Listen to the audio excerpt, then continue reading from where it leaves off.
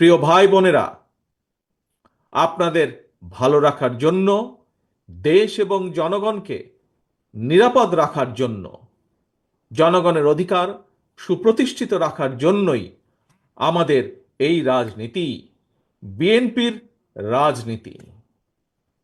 আমাদের সকলের প্রিয় দল বিএনপির প্রতিষ্ঠাতা, বাংলাদেশের স্বাধীনতার ঘোষক শহীদ রাষ্ট্রপতি জিয়াউর রহমানের একটি কথা এই ক্ষেত্রে আমি স্মরণ করতে পারি।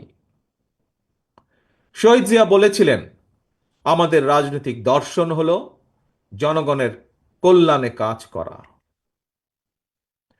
প্রিয় ভাই বোনেরা, জনগণের রায় বিএনপি অনেকবার রাষ্ট্র পরিচালনার দায়িত্ব পালনের সুযোগ পেয়েছে। বিএনপি সরকার প্রতিবারই মানুষের অধিকারের প্রতি সম্মান রেখে জনগণের কল্যাণে আন্তরিকভাবে দায়িত্ব পালনের চেষ্টা করেছে। এ কারণেই কিন্তু বিএনপির নেতাকর্মীদেরকে কখনোই দেশ ছেড়ে পালিয়ে যেতে হয়নি। প্রিয় ভাই ও বোনেরা, গত ১.৫ দশকে স্বাধীন বাংলাদেশকে পরাধীনতার শৃঙ্খলে আবদ্ধ করে ফেলা হয়েছিল।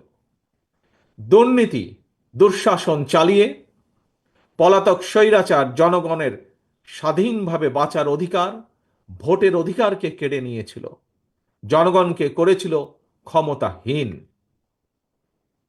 হাজারো শহীদের রক্তের বিনিময়, বীর জনতার গণ অভ্যুত্থানে ৫ই আগস্ট ফ্যাসিবাদের পতন ঘটেছে।